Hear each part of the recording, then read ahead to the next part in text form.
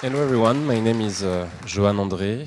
I am head of data factory at Stellantis. I was until a few weeks back.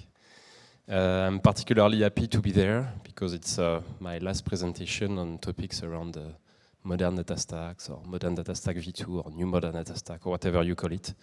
I'm actually taking back the lead on topics around AI and Gen AI in Stellantis, so well, happy to be there. I will just take you 2 minutes to tell you who we are as Stellantis and why we have started this journey to put in place a new ELT framework. I will leave the floor in 2 minutes to Sebastien Clouet, who is in charge of AI and data strategy at Stellantis, and also to Wang Chen, who is a lead data engineer in our organization. So, I like to start with this image to explain who we are as Stellantis. Actually, it gives you some hints of how we have been built 3 years ago. Stellantis is born from the merge of 2 big automotive constructors who are Fiat Chrysler and PSA. And on the 2 first lines, you can see the 14 brands that were at this moment part of the 2 groups. When it was decided to build Stellantis, the decision was taken to keep these 14 brands. And in the automotive industry, it's something that was extremely ambitious. The idea of keeping these brands was to keep the diversity in terms of brands and of type of products to catch more customers. If you know a bit the automotive industry, you can see, for example, one luxury brand, which is Maserati, an Italian brand. You can see also some iconic brands such as Abarth and Alfa Romeo, which are also Italian. You can also see Jeep, US brand. You have Peugeot, a French one, and you have also Fiat on the right, an Italian brand that are really famous in their respective countries. You have also some entry-level brands such as Citroën in France, Opel in Germany, Vauxhall in England. If you want also to take a look on the net to Dodge, it's a muscle car brand, so it's really specific to the US culture. And finally, you have also Leapmotor, the last one, the 15th branch, which is a Chinese one, a small startup born less than 10 years ago. So you can see this diversity, and the ambition was to keep these brands. The issue with diversity in industry, as well as in any other type of industry, but particularly in the automotive industry, is that usually it adds complexity and also costs. Behind the scene, if you want to keep these brands, you need also to align all the processes as well as the IT systems that you have behind. I can let you imagine how complex it was at the moment of the merge and how complex it was also when we joined the organization with Wang 2 years ago.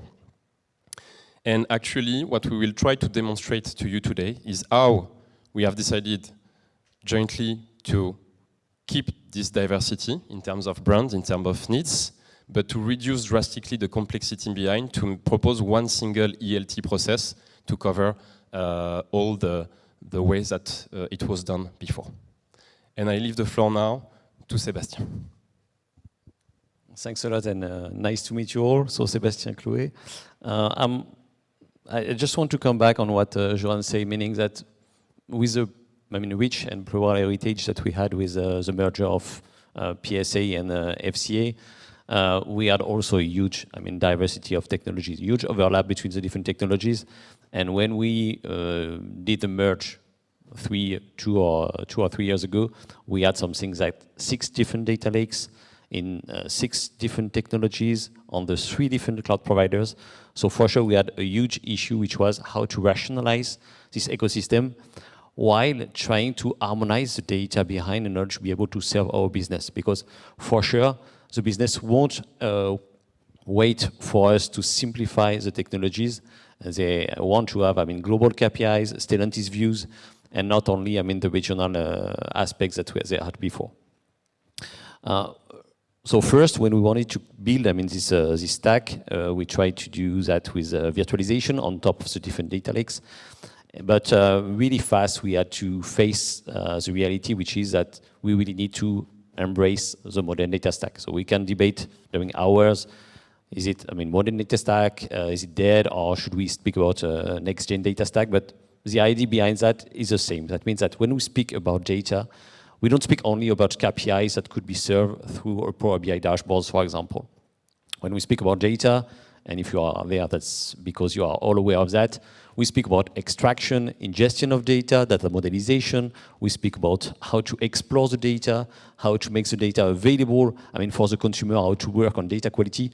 And so that's really what we wanted to, explain there. And if we had loved to have one global stack for all the different features, for sure, we rapidly consider that we had to more bet on interoperability and to think about integration rather than one unique platform.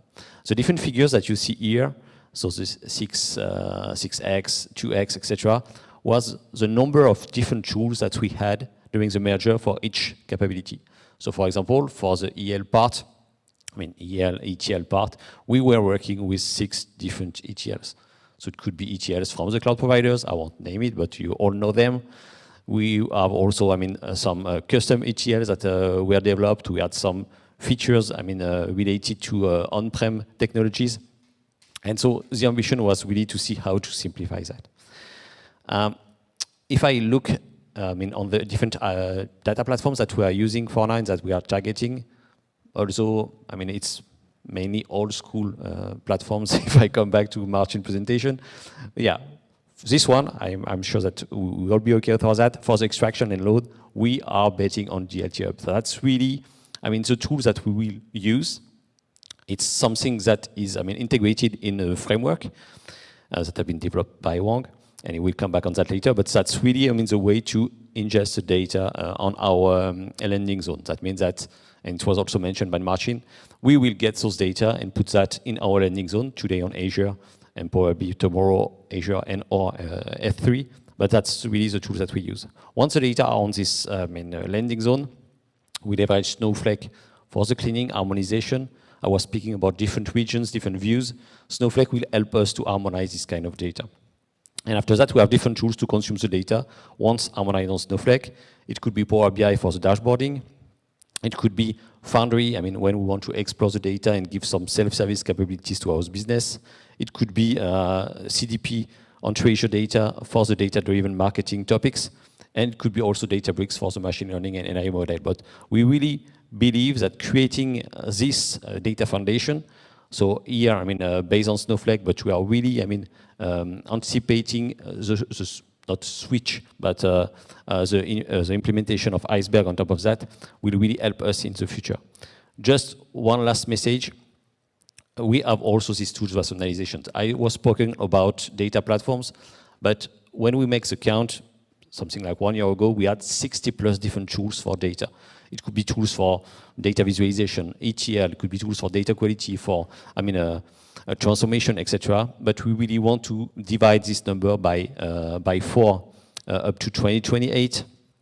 And so you can see, the different work that we are doing. I haven't put all the name because for sure, they won't be happy to be replaced. But the ambition is to rationalize that to what at the end only 4 different technologies, and as you can see there, DLT and DBT framework, that we will use for the ingestion and the transformation. And in order to deep dive on this topic, because that's why you were there, I will take the floor to Wang. Thanks a lot. Okay, hello everyone. I'm Wang Chen, lead data engineer at Stellantis. So I basically lead the implementation of DBT and DLT in our company. So I take the chance to share a bit how we implemented, especially on the extract load part, why we think DLT is actually a good fit based on the challenges that Sebastien was mentioning. This is what we have in the beginning. Basically, at 2023, just after merge, we realized that in order to feed the data into Snowflake, which everyone is sending the files into the global landing zone, each region can be North America or South America, Europe. Each region, they basically have their own way to manage the extraction. They extract the data in their own way and they land it in the same place. The challenge of this is, in the end, you really cannot have a kind of end-to-end lineage, and in terms of the governance and monitoring, is also really hard. And imagine like you want to do a project that need the data from different regions, you must interact with all the team, right? And each additional team you have to interact with will slow down your project. And that's really the pinpoint we noticed during last year. What is the result of that is like we noticed really high cost of building out any ETL pipeline and the cost to maintain them, especially for the extract load. Actually, we did a kind of a summary at the end of the year. We realized we spend like 15% of the total ELT cost only at the extract load part, which is really high, because the whole reason we are doing ELT is that we think extract load can be standardized and really cheaper, right? But somehow we spend really a lot of money there. And then we also notice use case deployment is really slow, because you must interact with a lot of team to make sure your use case can happen. And as Sebastien was showing, Snowflake is kind of our data hub, the central place you share the data to all different other platforms. So it quickly makes Snowflake as the bottleneck for the use case deployment, and we really get a lot of bad feedback around that. And also it's adding a lot of complexity for the self-service, because it's really hard for any newcomer just to manage this kind of extraction, because too much tools they have to know, and they have to interact with too much team.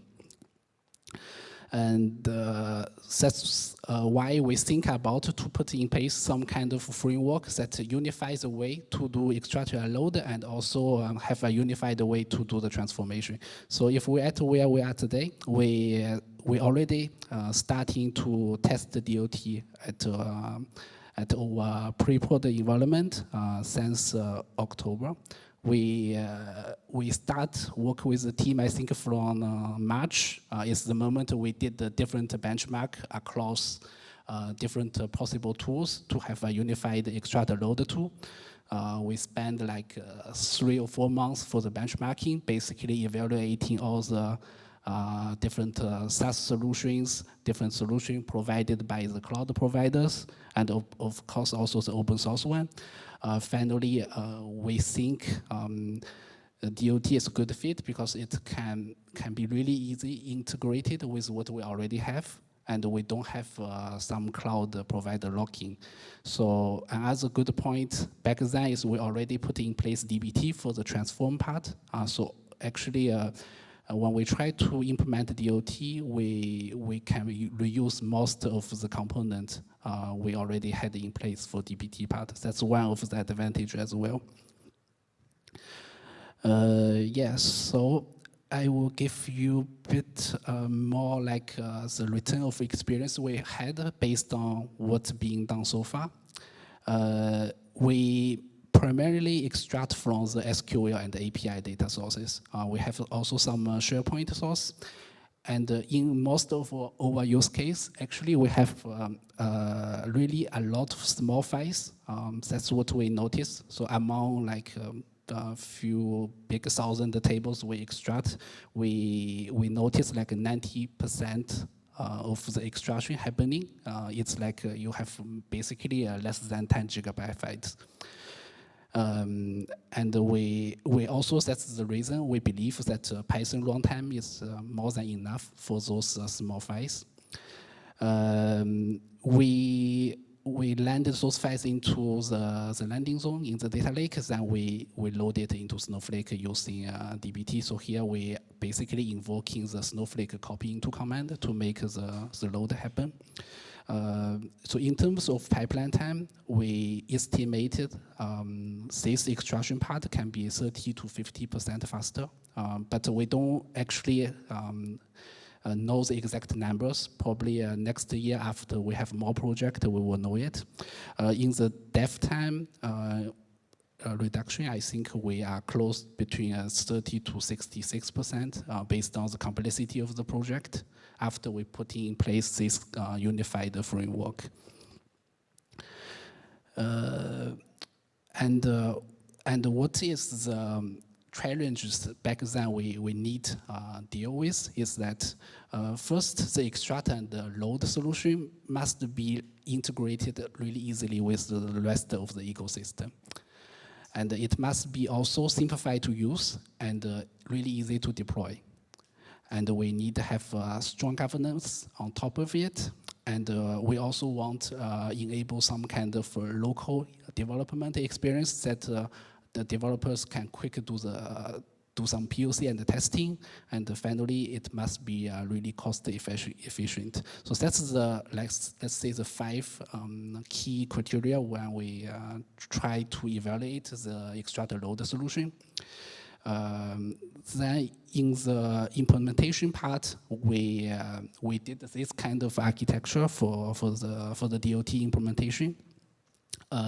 So basically, developer will work in the GitHub, having their code saved there, and we have the CI/CD to deploy the project and generate the DAG for the project in Airflow. Then we'll launch the pipeline to make the compute happen in Kubernetes. So we have a dedicated Kubernetes for both DLT and dbt. And the computer is basically happening there. So from Kubernetes, the actual extract job is running. We extract from different sources. We land those files into the, let's say, the landing zone in both Azure and AWS. So this kind of stack is also having its advantage, like there's no strong lock-in in the cloud provider, so we are able to deploy it both for AWS and Azure, basically. And they, between DOT and the dbt, they share most the common infrastructure components. So this is kind of answering the question about the integration and also answer the question about cost efficiency. Okay, so here is some example how we run the DOT in the local mode. So basically, we extended the YAML experience for this extract load part. We have built an internal Python package on top of DOT to really give the developer fully YAML experience. They define the YAML for the source they want to extract, and then we take deployment using this YAML only. When you run it in the local mode, you just need to have a simple entry point to point to the YAML file. And when you run it in Airflow mode, you take the YAML file and run it in Kubernetes. So yes, this is actually being loved a lot by the developers. They are able to do the quick POC locally really fast. Then this is an example how we run it in Airflow mode. So basically, when you deploy your project, the project CI/CD will generate the DAG based on the DAG config, and we take the YAML file for the extract load, put it into a mounted volume. Then once Airflow kick out the Kubernetes job, we start the pod, we mount the image, we put also the YAML file for the extraction config, and it runs in Kubernetes for the extraction. Okay, next one. So this is a bit detail how we design the DAG config. So as I mentioned in previous page, we kind of want to have the full YAML experience for the developer. So including the DAG definition, it's a pure YAML interface. So developer can simply define what kind of DAG they want have and what kind of tasks they have inside. And finally, they will choose which infrastructure to deploy. It will be in Azure. It can be for different Snowflake accounts. And then we manage the DAG generation during the continuous delivery. So this is also really simplified for the deployment. From developer perspective, they don't need to know too much how the deployment is happening. They just simply define a YAML file for that. Next, so this is also the part we did try to improve the governance of all the project. You can imagine we really have a lot of developers, right? They can come in from different place. They will, we must have some kind of governance about all their repositories. So what we choose is we decided to use Terraform to create all the GitHub repositories and the CI/CD for those repositories. So the advantage of it is like you can really enforce the branch protection, for example, and you can have a standard CI/CD directly for all the project. And if you update your CI/CD, you can also directly apply to all the project. And we can attach the repository with some kind of template. So we use cookie cutter for that. You can basically at the project initialization, everything will be set up. Your repository will have everything needed inside. And from developer perspective, they don't need to worry anymore what kind of infrastructure or what kind of regions they have to work with. Behind the scenes, they will just simply choose the place they want to deploy, and it managed directly by the CI/CD. So that's like the additional work we did to make sure the development cycle, like for each project, is the same. And then in terms of matrix and collection, what we have done is for both DLT and the DBT part, each time you run a pipeline or each time you deploy a new commit, all those matrix and metadata is being collected, and we put them together into Snowflake, a separate database. So you can then plug in any visualization tool for that. So this is actually kind of guarantee the good governance of all the things the developers will do.